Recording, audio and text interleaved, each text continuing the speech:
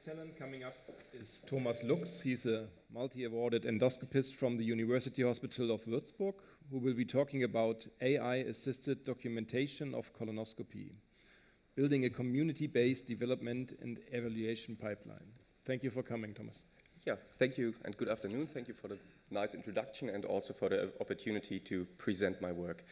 So basically, I want to show you how we think the future of AI in endoscopy might look like, essentially building sustainable structures.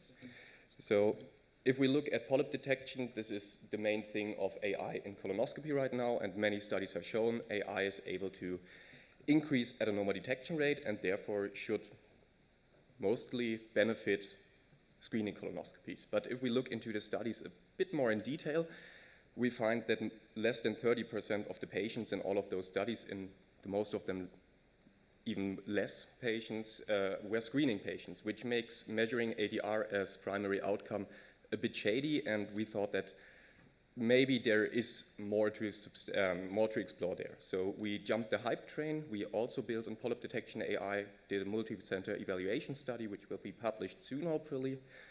And without spoiling too much, we can definitely confirm Gartner's cycle of hype. We went in there on the peak of inflated expectations, and our results are not as beneficial as we hoped. And now we are looking into how can we address this and use AI efficiently in endoscopy. So first of all, what is an obvious limitation of polyp detection AI? So AI can analyze videos, but AI doesn't make the videos. And in a nice clinical trial from Switzerland, published a few years ago, they monitored withdrawal time and adenoma detection rate of endoscopists for 3 months. And then they did a miraculous intervention and monitored for 3 more months. Then they compared. And we saw an increase of adenoma detection rate of 15%. The miraculous intervention was telling the endoscopists that their withdrawal time is timed.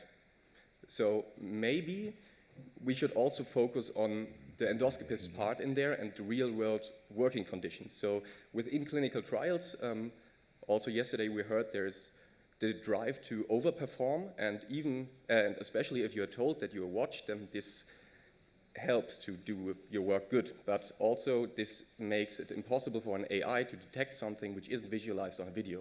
So in our opinion, requirements for successful AI integration should be that it's easy to contribute data. And not just academics, but everyone should be able to contribute data so we can tackle and address the problem of generalizability. The next thing, standardized data. All of these studies use different classifications. They use different size clusters. For example, addressing 5 or 10 millimeter polyps to a size category is quite inhomogeneous in the literature.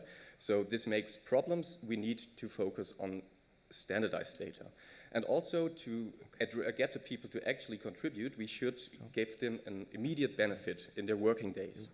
So a brief introduction of our structure, of our pipeline would be, we begin with data acquisition. We use a setup which is commercially available for around 800 euros and supports all endoscopy processors I know of.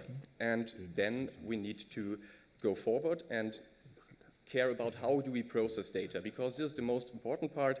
If you want to contribute data, you need to merge the files, reports, and videos, and also you need to anonymize it. For this, we developed a tool which identifies sensitive information like examination date, name, birth date, faces, and remove it from videos automatically. We also do the same thing for endoscopy reports, and we not only remove the information, but before removing it, we use it to merge the files together, which is currently mostly a tedious task for students mainly. And this isn't an option if you want to have centers contribute their data, because they don't have the resources for that. So the acquisition and data acquisition pipeline would be recording, then semi-automated or mostly automated processing of the data, and then uploading to a research database. The database needs to have a structure like we told before. For this, the example of polyps at least, we screened the current guidelines, which information does have clinical impact, which is of consequence, and which is required or recommended for reporting. This is just like not everything for a polyp, but most of it. And as you see, it's like a directed graph. The specifics aren't important, but it's complicated because depending on the size of the polyp, the features which should be or which are recommended to describe differ. So it's completely unreasonable to have a human understand all this and check all this. So we want to have a graph which represents these structures, and then we need to populate the database, which is also currently a very tedious part. And this is where AI comes in, because I don't think that we should go to the tip of an endoscopist's performance and do like polyp detection and characterization before laying the foundation. So we are building an AI toolbox which helps us extract basic information from endoscopy videos, which would be something like automated withdrawal time measurement, which is automated detection of interventions, of intervention times, and also extracting interesting images. So images with polyps on there, images where NBI is active, images of the cecum, stuff like this. And also another tool which was recently published in endoscopy is automated size estimation of polyps, which is also an important feature. And the more information we can get in a structured manner, automatically, the better. So to summarize the process, we have a pipeline for like open access data acquisition with a low threshold of engagement. We have a way to, which will be improved, but we are building more and more assets which can extract information automatically, and we parse it into a pipeline. And with that, we want to achieve a barrier-free data contribution to really get all data, even if it's new methods, if it's new devices which get published and stuff like this. And also, we want to make this accessible for everyone. And then, depending on what your purpose is, if you're a researcher, that's nice, you can use that for research. If you are a physician and like want to be a good endoscopist, you can use these images, which are available to many people, for training. And also, we can see in which cases, on which images, the experts have different opinions to see if we can work on that. And we will try this in the multi-center trial in Germany first, and are happy to introduce this technique and these methods also elsewhere if the baseline is set. And yeah, thank you for your attention. And if you're like interested in updates, my email address is down there. Just let me know, and then as soon as we are ready to make the next step, I will contact you. Thank you. Thank you very much. Just one question. As I understood, it's so far just post-processing?